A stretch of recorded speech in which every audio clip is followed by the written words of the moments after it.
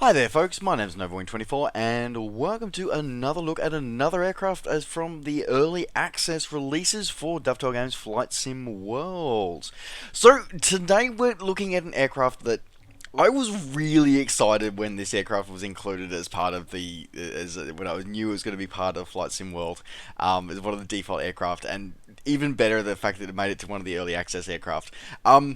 Because I am also a fan, a huge fan, and I'm a big believer in that flight sim that we as a community killed off. So how I got my sort of start on YouTube was, of course, Microsoft Flight. And one of the aircraft that featured in Microsoft Flight was, of course, the RV-7 from Van's Aircraft. So the RV-7 is a really cool, nimble little experimental kit, home build kit aircraft is basically what it is. Now, at the moment, this only comes with the one red livery. It's all it comes with. By the way, the photo doesn't necessarily match the in-game livery very accurately, but you only get the one. But it's a really cool little aircraft, and it's nimble, it's a lot of fun, and it's dangerous as hell. I love it. Okay, so really glad that it made its way here into Flight Sim World. So without any further ado, we're going to be having a look at this aircraft as well, taking off again because of Microsoft Flight. We're going to be heading over to the big island of Hawaii, and we're going to be doing a quick little circuit around Hilo International. So without any further ado, let's get underway.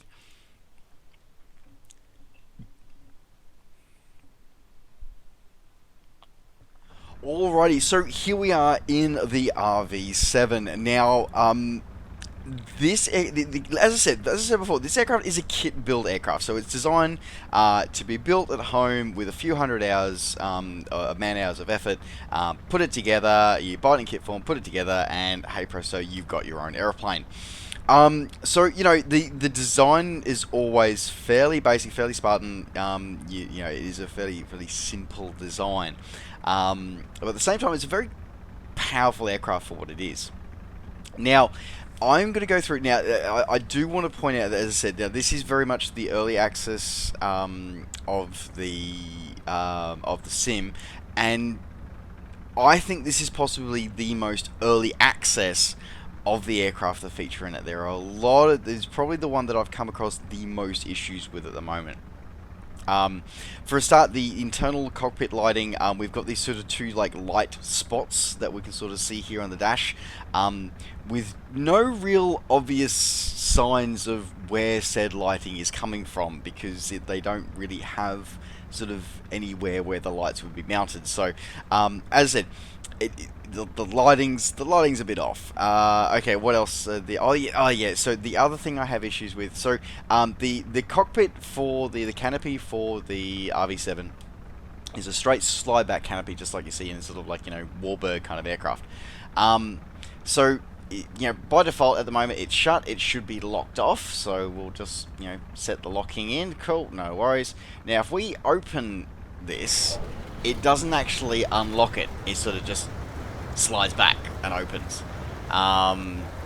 which is just no, just so much no. So there's issues with it at the moment, and if you got the lock on, then it shouldn't be able to open. So yeah, issues with the model.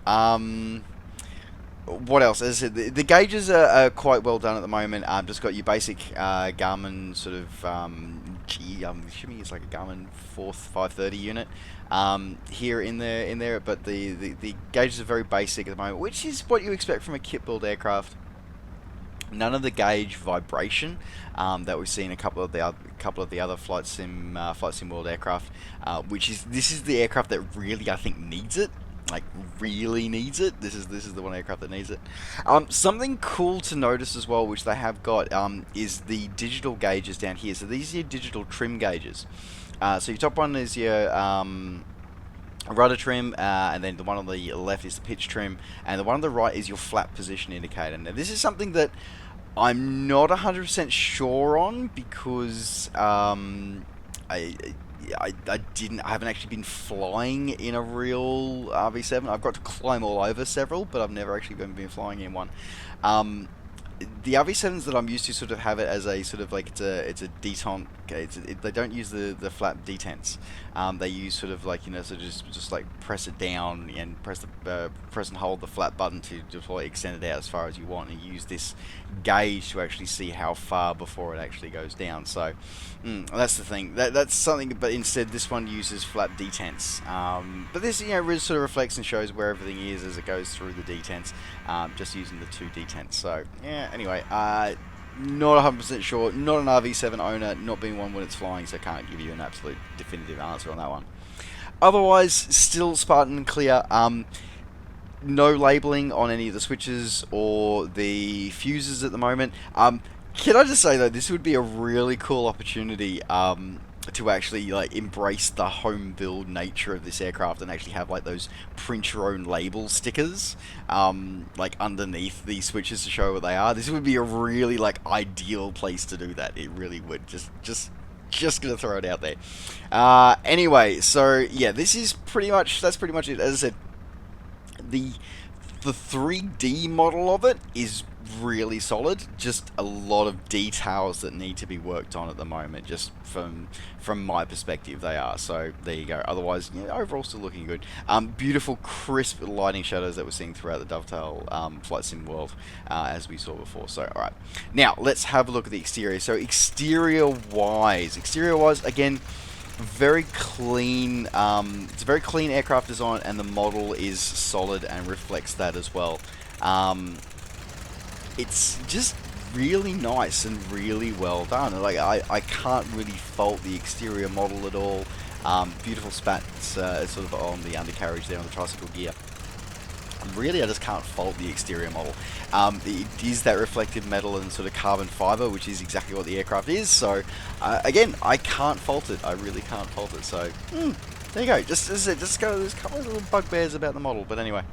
Alright, without any further ado, let's go for a quick takeoff. So as I said, we're here at Hilo just because I've got some Microsoft Flight, issues that I probably need to work through. But anyway, let's get ourselves underway for the takeoff today.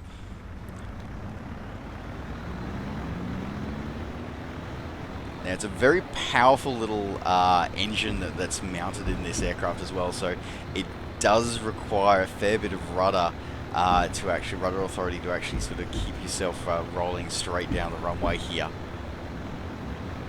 And very nimble, very zippy. I sort of left the takeoff, the rotate there a bit longer than I probably needed to, but it's very nimble, very light, and it feels like the one. As I said, I'm not having flown one, but I've seen a few of these fly. It definitely feels like it has the zippiness about it that I expect to see from the aircraft. And I put a lot of hours in the one that was featured in Microsoft Flight, and definitely sort of feeling the RV-7 love with this aircraft. The roll rate feels right, and the turn rate is pretty solid as well. Because this aircraft is designed as a home build aerobatic aircraft, and rolls. Like I said, the roll rate seems to be pretty much spot on. It just feels really, really good.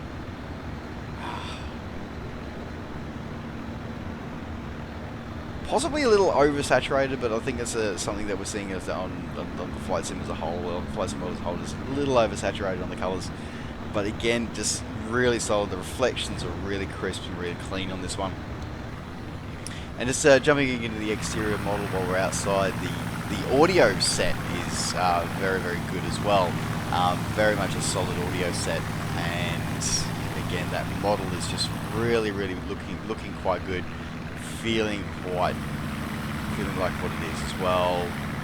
Hearing the power change things as well. Now, you're going to have to forgive me here. You're going to have to indulge me here for a moment, folks, because, as I said, very much nostalgic for the old Microsoft Flight days. And this was one of the first aero caches that you would ever find in flight. It was located here, underneath this bridge, and triggered a whole heap of underbridge flying. So you're going to have to bear with me a moment while I get to relive some of the old days.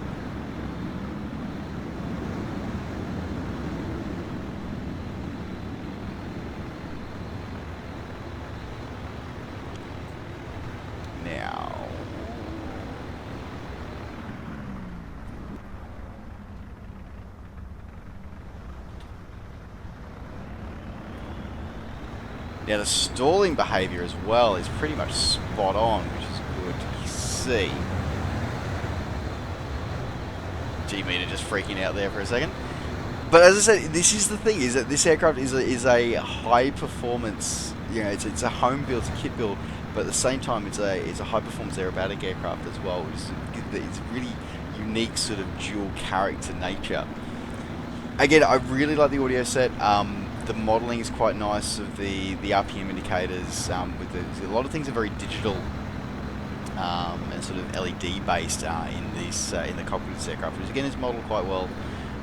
As I said, I still feel that this is very much the most early access of the aircraft that are available in early access here, with the most room for work on it. But still, overall, I'm really loving it and loving the fact that it's included.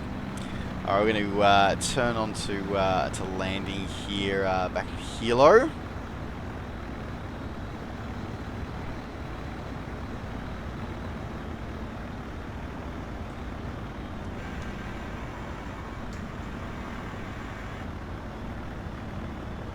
One of the things I'm really loving about Flight Sim World is that each aircraft has its own unique set of sounds, so rather than just sort of reusing sort of the same sounds for flaps across multiple aircraft, they're actually, you know, using the sounds unique for those aircraft.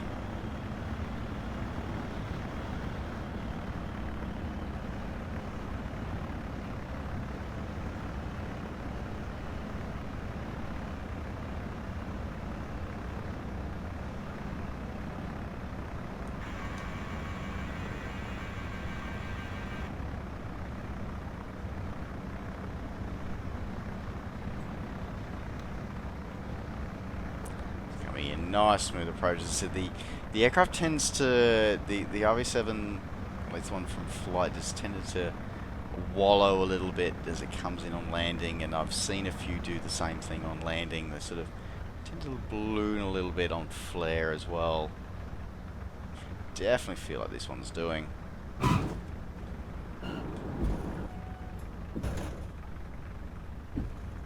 There we go. Go. I'll just quickly get ourselves cleaned up and off the strip for this one.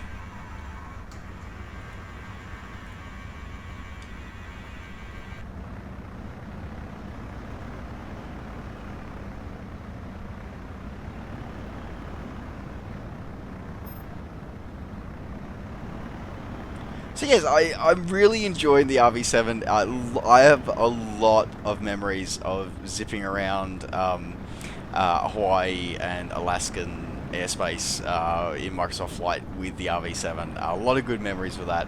And I've been waiting to see a really good one make their way into the flight simulation world. And I think that with Flight Sim World, we're going to have that finally, which has been missing. As I said, it's a great aircraft. It's this great little kit build aircraft, very like unique in the way it works and its actions. So yeah, I'm really glad it got included in this one.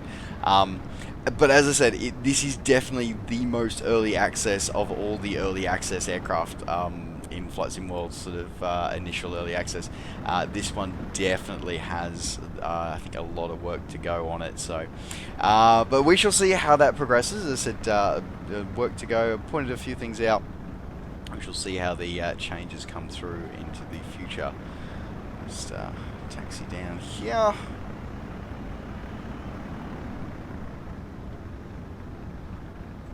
There needs to be some parking around. Should be some parking around here. Ah, yes.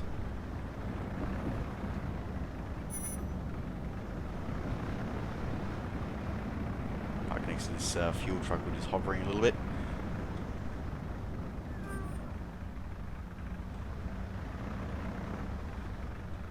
There we go.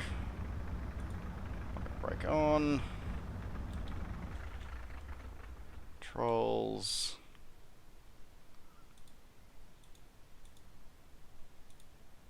Lights off. There we go. Okay. Unlock that. Now we'll open that up. Right, there we go. Okay, so as I said, RV-7A from Van's Aircraft, a really awesome, fun little aircraft. Captured quite well here. The aerodynamics are right. In that sort of stall turn as well, the stalls on it have a very specific feel and very much you definitely feel that this is about right with this one before. I did a bit of a recording before. Unfortunately, I didn't do it in this one, but it does a doing a tail slide in these aircraft is a common thing that you see at air shows, and seeing experienced pilots of RV-7s doing it, but always very hard to do in a sim. But it does a tail slide really, really well, this aircraft. So yeah, I definitely the aerodynamics are working really, really well. So that's a very much a plus.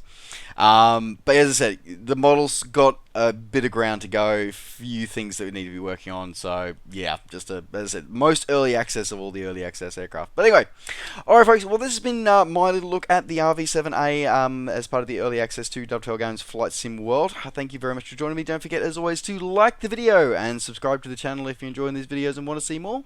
And of course, as always, you can catch up with me and all the things I'm up to between videos by finding me on Facebook and on Twitter. Just search NovaWing24. Alright, folks, thanks very much for watching. Take care, safe skies to all, and we'll see you next time. Bye for now.